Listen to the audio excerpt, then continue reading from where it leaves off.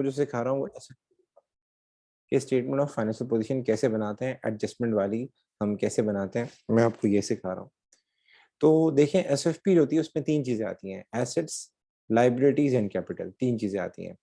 तो जब भी आपको सवाल में ट्रायल बैलेंस दिया हो तो ट्रायल बैलेंस के अंदर एसेट्स भी होते हैं, लायबिलिटीज़ भी होती है, कैपिटल भी होता है, एक्सपेंसेस भी होते हैं और इनकम भी होती है।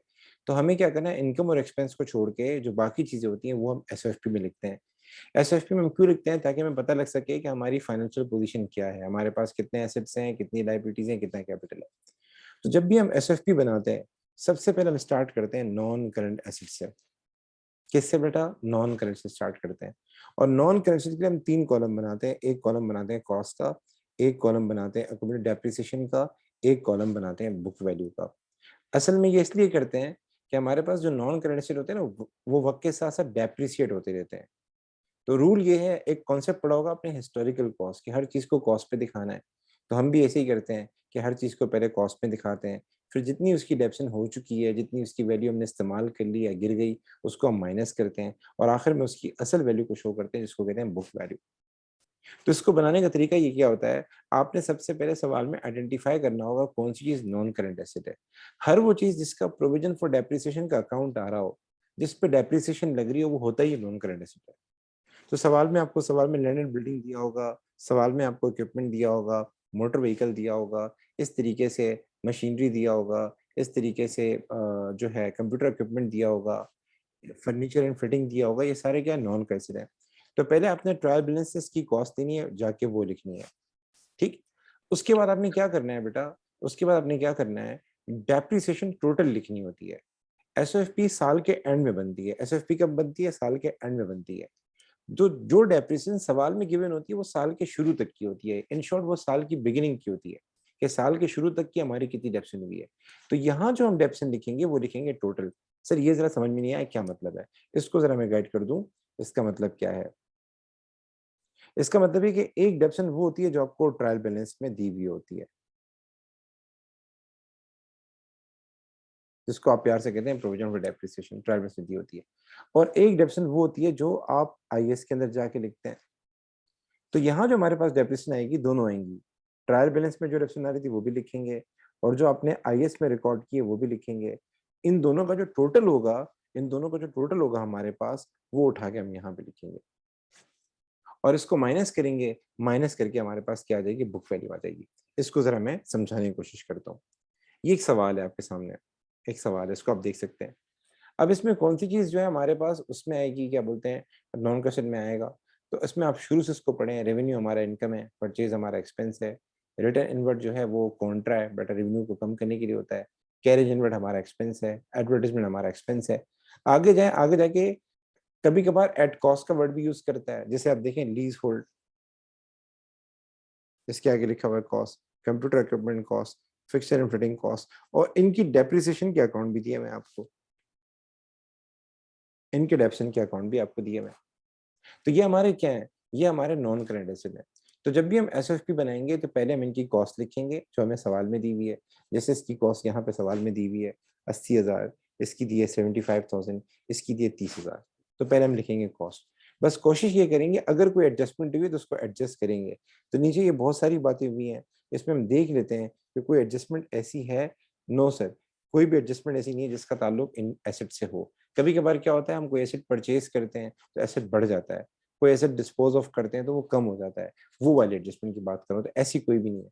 तो जो भी हमारे पास कॉस्ट गिवन है 80, 75 एंड 30, हम जाके क्या करेंगे एसएफपी में जाके ये लिखेंगे 80, 75 एंड 30। आप जाके देख लें नीचे एसएफपी बनी हुई है, उसने यही किया है। ये 3 नॉन कैश लिए, लीज़ और प्रीमिसेस लिया, कंप्यूटर इक्विपमेंट लिया, फिक्सचर एंड फिटिंग लिया और उनके आगे जाके लिखा 80, 75 एंड 30। मैं 1 मिनट देखो, मैं रिकॉर्डिंग शुरू भी की नहीं की? अच्छा रिकॉर्डिंग चल रही है, शुक्र। ओके, अच्छा जी। और इसको टोटल किया, ये हमारे पास आ गया 1,85,000। यहाँ तक मेरे साथ है बेटा? यहाँ तक बातें समझ में आ रही हैं? ताकि मैं आगे चलूँ ना। जी, यहाँ तक मेरी बातें समझ में आ रही है कि सबसे पहले हम लिखेंगे नॉन करंट एसेट और नॉन करंट एसेट की जो भी कॉस्ट हमारे पास सवाल में दी हुई है वही लिखेंगे, अनलेस अंटिल इसमें कोई चेंजेस नहीं आ रही हो। अच्छा अब आते हैं सर, ये डेप्सिन की तरफ आते हैं, ये क्या है? इसको ज़रा समझते हैं। डेप्सिन में सर तला ने 2 बातें बताई। हम डेप्रिसिएशन में क्या करेंगे, एक तो वो डेप्सन लिखेंगे जो सवाल में दी हुई है और प्लस करेंगे वो डेप्सन जो इस साल हमने रिकॉर्ड की है। ये कब बन रही है, ये 30 सितंबर 2015 को बन रही है। जो सवाल में डेप्सन दी होती है वो बिगिनिंग की होती है, यानी इस साल की डेप्सन इसमें इंक्लूड नहीं होती। हम इस साल की डेप्सन भी इंक्लूड करेंगे। तो वो कैसे करेंगे, पहले हम सवाल की डेप्सन देख लेते हैं कि जो सवाल में डेप्सन दी हुई है वो कितनी है। तो अगर आप क्वेश्चन में चले जाएं तो लीज होल्ड प्रीमिसेस की जो डेप्सन यहाँ दी हुई है वो कितनी है, 20,000। ये तो बिगिनिंग की थी, ये साल के शुरू की थी। जितनी भी प्रोविजन फॉर डेप्सन का अकाउंट हो या प्रोविजन फॉर डॉफर डेट का अकाउंट हो, उसके जो बैलेंस दिए जाते हैं ट्रायल बैलेंस में हमेशा बिगिनिंग होते हैं, हमेशा बिगिनिंग होते हैं। तो ये बिगिनिंग डेप्सन हो गई। बाकी इस साल की डेप्सन आपने रिकॉर्ड की होगी, तो ये लीज होल्ड प्रीमिसेस है। आपने इसके ऊपर इसको डिवाइड किया होगा 20 ईयर्स से। तो 80,000 को अगर हम 20 ईयर से डिवाइड करें तो आईएएस के अंदर इसकी डेप्सन आ रही होगी। अगर आप आईएएस पे चले जाएं तो आईएएस में इसकी डेप्सन ये रही आ रही है 4,000। ये 4,000 कैसे आया, ये भी आपको बता दूं। मैंने आपको बताया था अगर कोई लीज होल्ड चीज हो, जैसे ये लीज होल्ड हमारे पास प्रॉपर्टी थी 80,000 की, इसको डिवाइड कर दें 20 से तो ये आपके पास आ जाएगा 4,000। तो सवाल में इसकी 20,000 डेप्रिसिएशन आ रही है और 4,000 और कर दें तो ये कितना हो जाएगा, ये हो जाएगा 24,000। आप देख सकते हैं नीचे 24,000 ही आ रहा होगा, और ये 24,000 इसमें से माइनस किया तो हमारे पास बुक वैल्यू आ गई 56,000। यहाँ तक कोई इशू। रिडक्शन में आपने देखा कि हमारे पास जो सवाल में रिडक्शन दी हुई थी वो कितनी थी सर, वो थी 20,000। इस 20,000 के अंदर हमने जाके क्या किया, 4,000 और प्लस किया जो कि आईएस में थी, तो हमारे पास टोटल आंसर आ गया 24,000। जी बेटा, यहाँ तक कोई इशू। मुझे बाकी लोग भी रिस्पॉन्ड करें, बेटा टाइम कम है, जल्दी। ओके, आगे चलते हैं। आगे हमारे पास आते हैं, उस पर आ जाते हैं, क्या कहते हैं, कंप्यूटर के ऊपर आ जाते हैं। कंप्यूटर की डेफिनेशन आपको उसने दी हुई है 23,000 सवाल में दी हुई है, 23,000 सवाल में गिवन है। ये तो डेप्शन थी हमारी बिगिनिंग वाली। इस साल कितनी डेप्शन हुई है तो हम देख लेते हैं। कंप्यूटर इक्विपमेंट की कॉस्ट थी 75,000। तो इससे सवाल में लिखा हुआ है कंप्यूटर इक्विपमेंट पे लगाना है डिमिनिशिंग बैलेंस मेथड। तो डिमिनिशिंग बैलेंस मेथड में क्या होता था, हम लोग कॉस्ट लेते थे और कॉस्ट में से जो सवाल में डेप्शन दी हुई होती थी, जो बिगिनिंग में दी होती थी, वो माइनस करते थे एंड देन मल्टीप्लाई करते थे परसेंटेज से। तो कॉस्ट इसकी दी हुई है 75,000 अगर आप सवाल में चले जाएं, और 23,000 बिगिनिंग की डेप्शन दी हुई है, और आप मल्टीप्लाई कर दें इसको कितने परसेंट से, 25% से मल्टीप्लाई कर दें, तो इसकी डेप्शन आप लोगों ने आईएएस में रिकॉर्ड की थी। तो आईएएस में देखिए कितनी आ रही है, आईएएस में आपकी आ रही है 13,000। 13,000, 23,000 पहले थी, 23,000 पहले थी सवाल में दी हुई थी 23,000, और 13,000 और प्लस कर दें, 13,000 और प्लस कर लें तो बेटा ये कितना हो जाएगा, ये हो जाएगा आपके पास 36,000 हो जाएगा। तो आप देख सकते हैं 36,000 ही उसने नीचे लिखा होगा, देख लें। और इसको माइनस करेंगे, इसको माइनस करेंगे तो 75 में से 36,000 माइनस करेंगे, हमारे पास आंसर आ जाएगा 39,000। एनी इशू बेटा, यहाँ तक कोई इशू। इसके लिए आईएएस पहले बनानी पड़ेगी। जब भी एसएफपी बनानी होती है तो पहले आईएएस का बनाना जरूरी है, क्योंकि आपको इस साल की डिविजन चाहिए होगी ना, तो वो तो आईएएस में लिखी होगी। जी गाइस, ईशाल, ईशाल, हलीमा, माहिर, प्रिया, सारा, यूसुफ, मुझे बताएं यहाँ तक कोई इशू।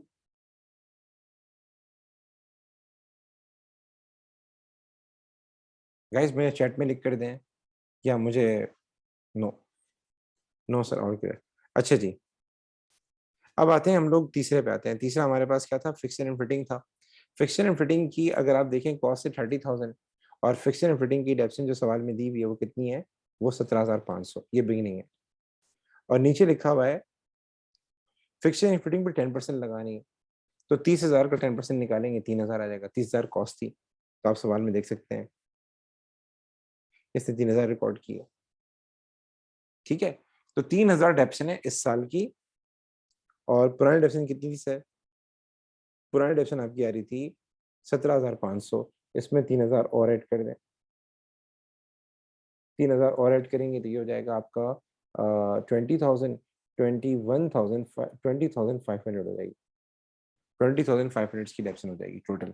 तो आप देख लें नीचे इसने 20,500 ही लिखा है, ये देख लें 20,500 लिखा है। ये इसमें से माइनस करेंगे तो हमारे पास बुक वैल्यू आ जाएगी 9,500। अब अगला काम क्या होता है, हमें टोटल करना होता है। टोटल कर लेते हैं, फिर लाइन लगा लेते हैं डेप्शन के नीचे, और इसको भी टोटल करते हैं, और इसके नीचे भी लाइन लगा लेते हैं, इसके नीचे भी लाइन लगा लेते हैं, और इसको टोटल करके इसको खुला छोड़ देते हैं, क्योंकि ये आगे कैलकुलेशन का पार्ट बनना है। अच्छा जी, अब आते हैं, आगे चलते हैं। सर अगला स्टेप क्या होगा हमारा, हम आएंगे करंट एसेट की तरफ आएंगे। तो बेटा करंट एसेट में क्या होता है, करंट एसेट में सबसे पहले इन्वेंट्री लिखते हैं। इन्वेंट्री आपको एडजस्टमेंट में दी हुई होगी, वही लिखेंगे जो आपकी क्लोजिंग इन्वेंट्री है। इन्वेंट्री हमेशा क्लोजिंग लेनी है। कौन सी लेनी है बेटा, क्लोजिंग लेनी है। उसके बाद बेटा हम क्या करेंगे, ट्रेड रिसीवेबल लेंगे। ट्रेड रिसीवेबल सवाल में दिए होंगे, बस कोशिश ये कीजिएगा ट्रेड रिसीवेबल की वैल्यू रिवाइज जरूर कर लीजिएगा।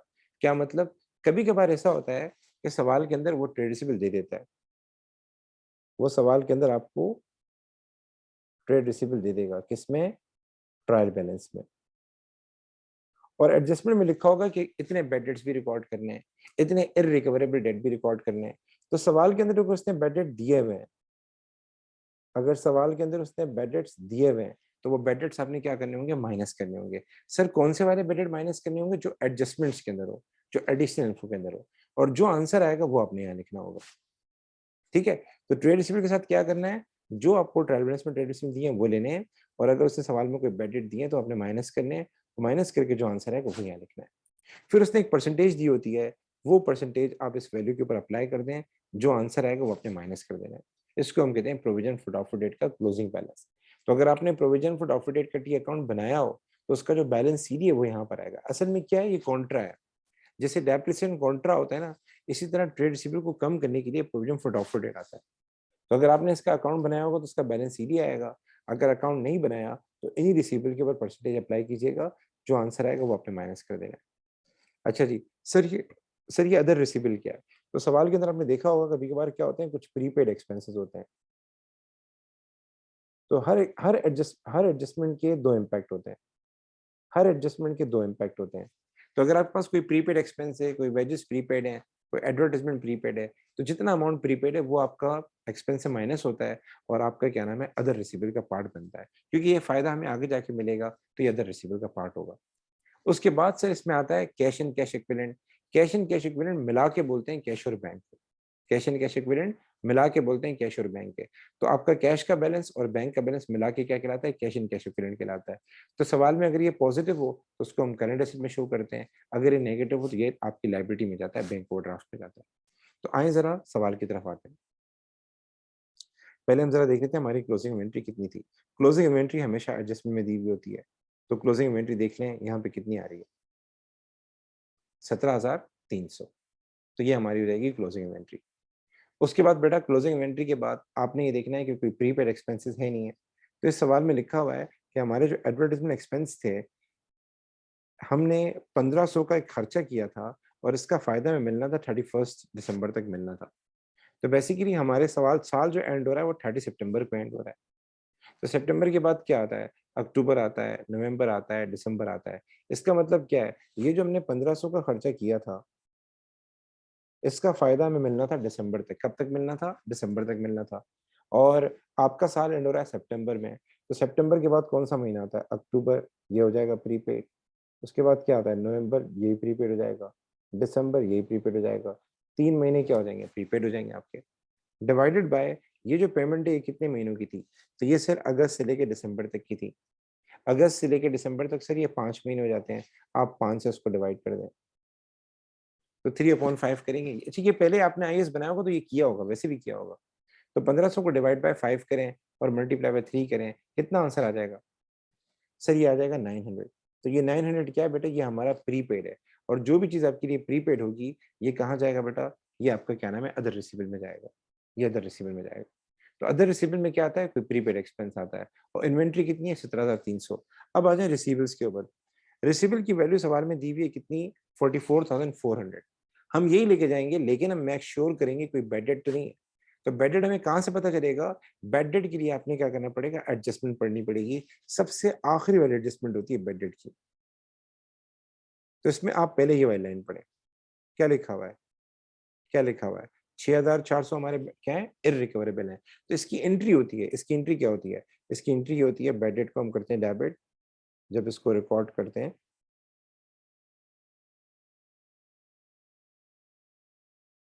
बैड डेट को हम करते हैं डेबिट 6400 से, और हमारे जो रिसीवेबल्स हैं वो हो जाते हैं क्रेडिट। तो जो उसको आप डेबिट करते हैं इसका मतलब क्या है, जब आप इनकम स्टेटमेंट बनाएंगे तो ये आपके किस में जाएगा, एक्सपेंस में जाएगा। और दूसरा इम्पैक्ट क्या पड़ता है, ये आपके रिसीवेबल से क्या होगा, माइनस होगा। एक मिनट कीजिएगा। सो मैंने लास्ट टाइम बताया था कि ट्रेड रिसीवेबल से अपने बैड डेट को माइनस करना होगा जो एडजस्टमेंट में दिया है। तो यहाँ सवाल में देखें ट्रेड रिसीवेबल दिया हुआ है 44,400, इसमें से आप क्या करेंगे 6,400 माइनस कर देंगे। 6,400 माइनस करके कितना अमाउंट आएगा, बी गाइस, बी क्विक बताएं, जल्दी से बताएं। 44,400 में से अगर आप 400 माइनस करें तो ये 44,000 हो जाएगा, 6,000 माइनस करें तो ये हो जाएगा 38,000। तो हमारे रिसीवेबल्स कितने हो जाएंगे 38,000। तो ये हमारे रिसीवेबल्स की फिगर आ गई। इसके बाद सर क्या करेंगे, आप अब आते हैं जरा सवाल की तरफ आते हैं। परसेंटेज प्रोविजन की 5% है, ये नीचे देखें एसएफपी मैंने बनाई है। तो सबसे पहले हमने लिखी है क्लोजिंग इन्वेंट्री 17,300। ये रिसीवेबल की वैल्यू आ गई 38,000। ये आप देख लें कैसे आई, आपको सवाल में दिए हुए थे 44,400, इसमें से हमने जाके माइनस किए थे 6,400 के बैड डेट जो कि एडजस्टमेंट में दिए थे, ये आ गया 38,000। सर ये 1900 कैसे आया, आपके सवाल में दिया हुआ है कि हमारा प्रोविजन की परसेंटेज कितनी है, 5% है। आप 5% इस पे अप्लाई करके देखें, 38,000 पे 5% अप्लाई करके देखें, 1900 आ जाएगा। और सर ये 900 यहाँ कैसे आया, ये 900 कैसे आया, आपने भी पढ़ा कि हमारा जो एडवर्टीजमेंट हुई थी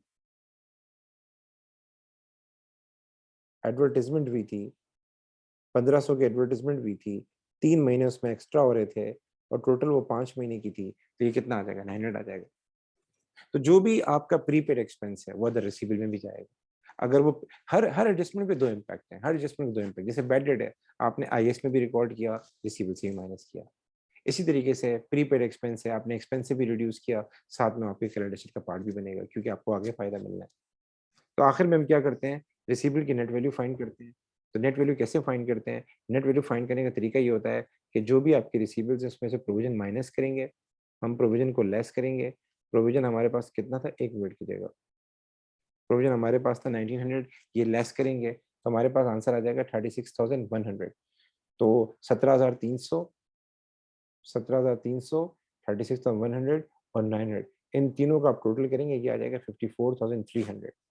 तो 1,04,500 ये इन तीनों का टोटल था, नॉन करेंट एसेट का, और 54,300 आपके करंट एसेट का टोटल था। इन दोनों का जो टोटल करेंगे आप, मैं हाईलाइट कर देता हूँ आपको ब्लू कलर से, 1,04,500 और 54,300, इन दोनों का जब आप टोटल करेंगे तो ये आंसर आ जाएगा हमारे पास कितना, ये आंसर आ जाएगा हमारे पास 158,800। ठीक है, यहाँ तक मेरे साथ है, यहाँ तक कोई इशू।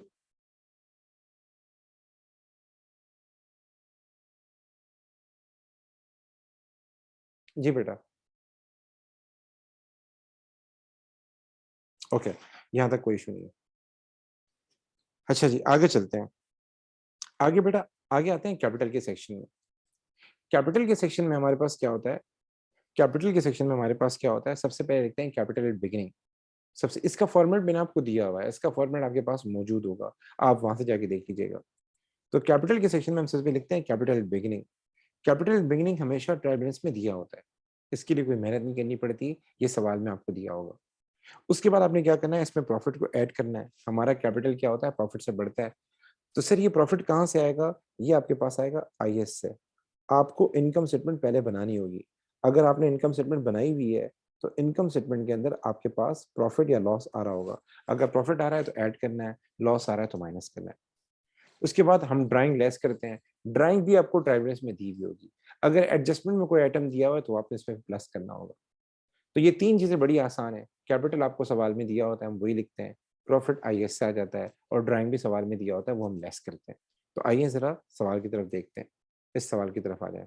सबसे पहले हम ट्रायल बैलेंस में देखते हैं चीज़ों को, देन उसके बाद हम क्या करेंगे देखते हैं। पहले मिटा देता हूँ मैं सारी चीज़ें, ये सारी चीज़ें मैं मिटा देता हूँ ताकि आपको चीज़ें दिखने में आसान हो जाए। ये सवाल मैं आपको भेज भी दूंगा।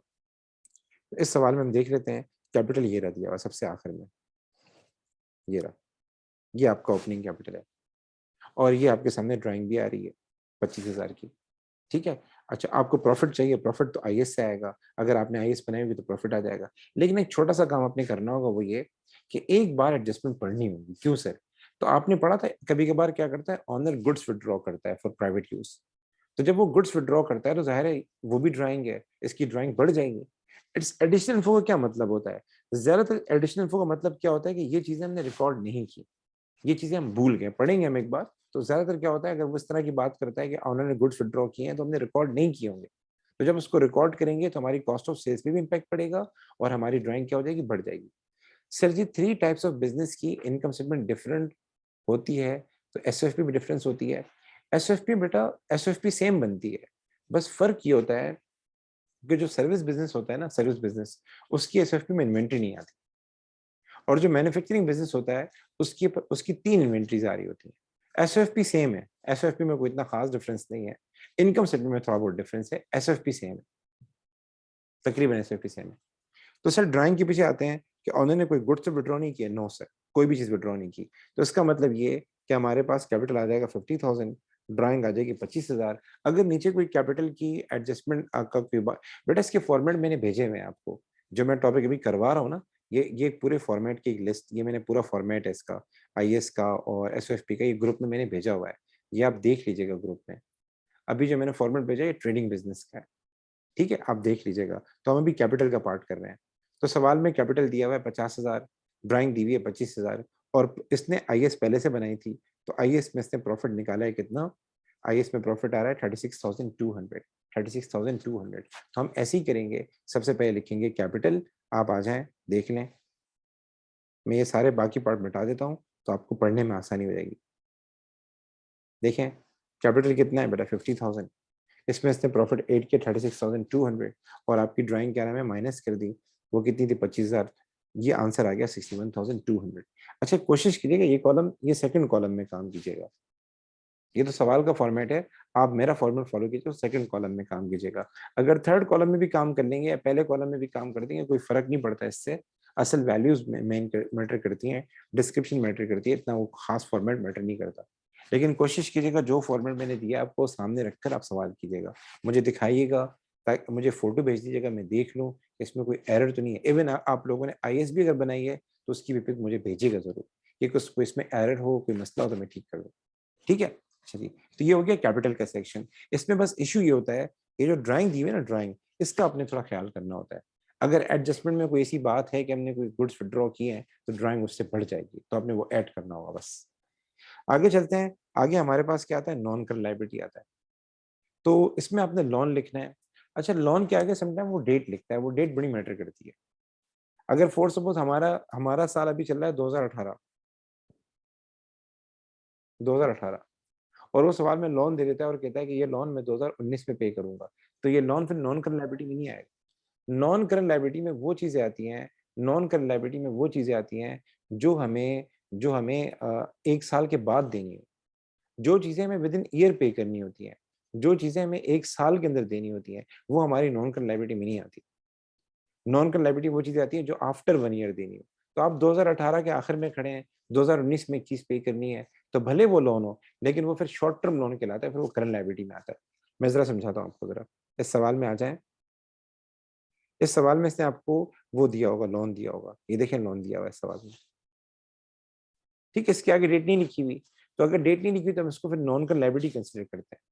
डेट नहीं लिखी हुई तो फिर नॉन करंट लायबिलिटी कंसिडर करते हैं। अगर डेट दी हुई है तो फिर देखते हैं कि ये date within 12 months fall तो नहीं कर रही।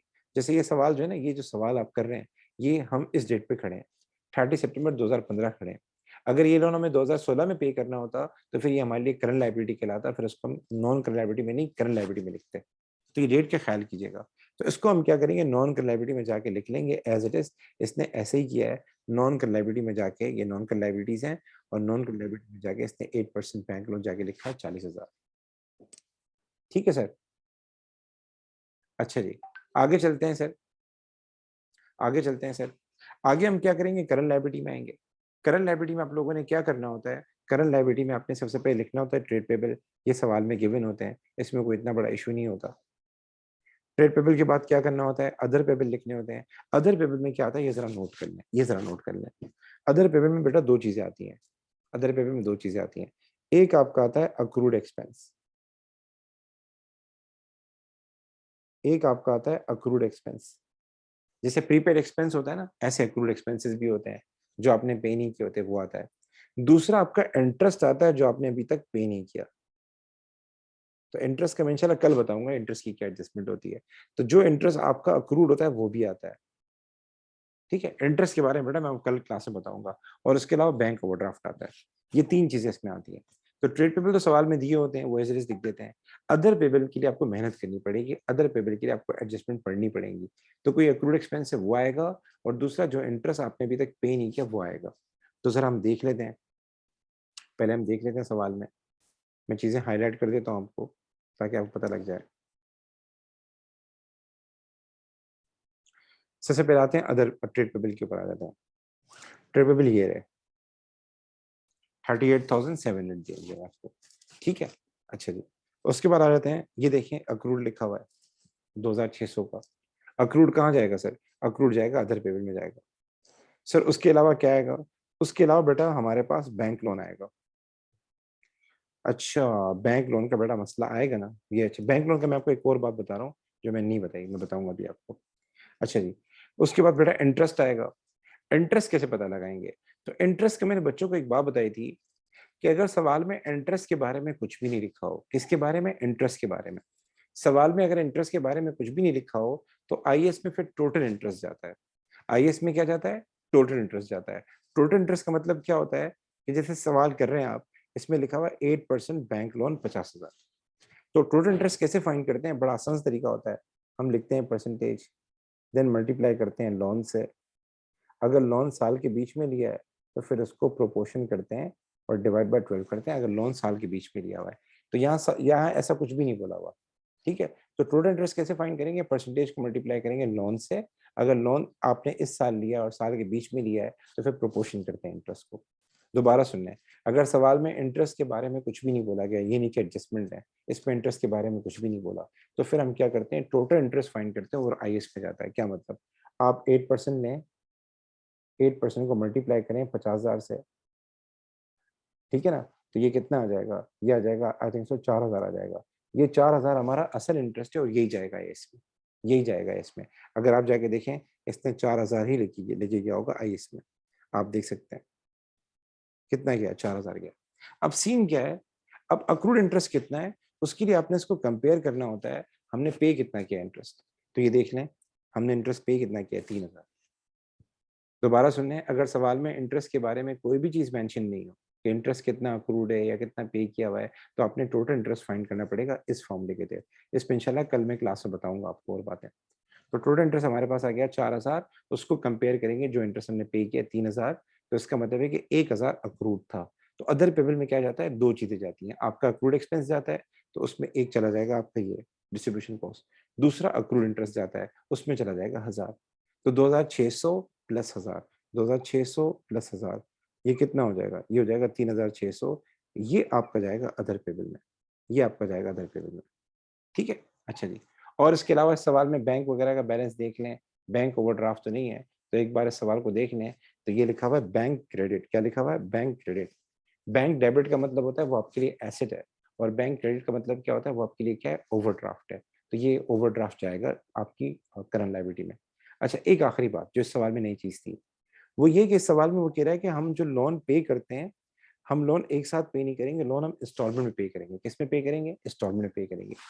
मतलब हमने 50,000 का लोन लिया है, 50,000 का लोन लिया है, और ये हमें 5 साल में पे करना है, 5 इंस्टॉलमेंट में पे करना है।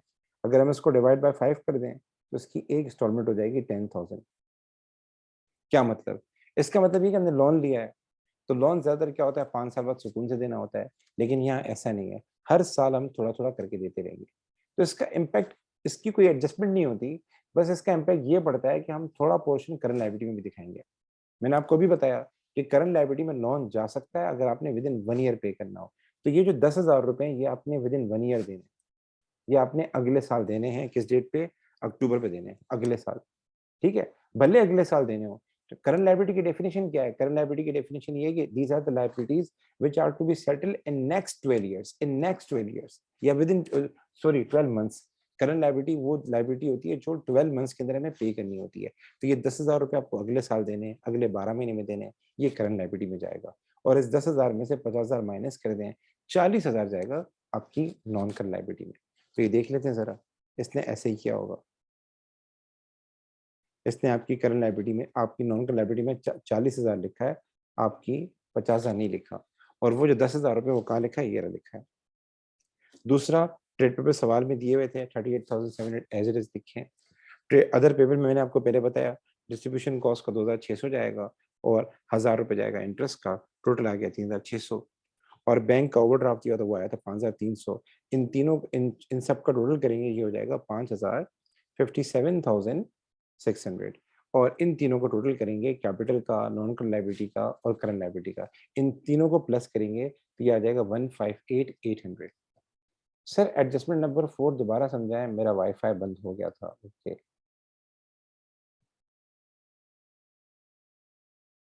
ये सवाल मैं आपको भेजूंगा, आप कीजिएगा।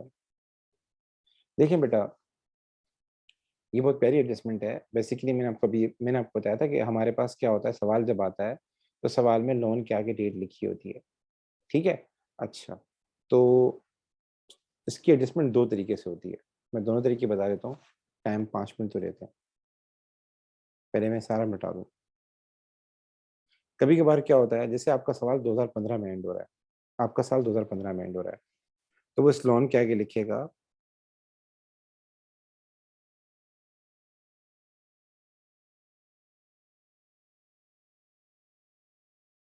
रीपेबल इन 2016।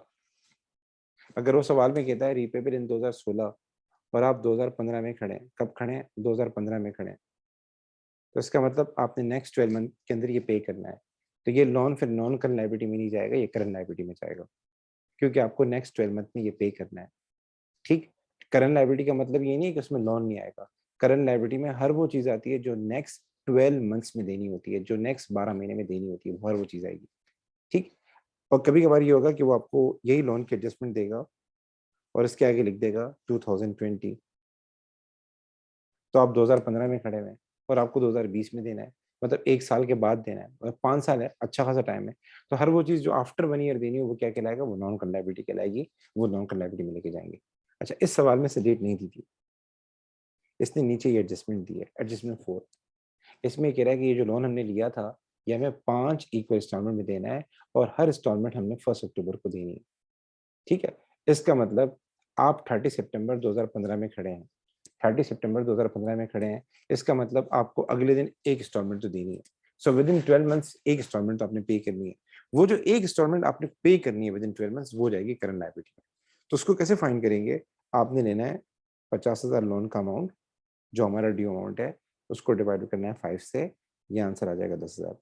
ये जो इंस्टॉलमेंट है ये हमें 1 अक्टूबर को पे करनी है और अभी हम 30 सितंबर को खड़े हैं, मतलब विद इन 12 मंथ्स हमें पे करनी है। तो जो इंस्टॉलमेंट विद इन 12 मंथ्स आपको पे करनी होगी ये करंट लायबिलिटी में जाएगी।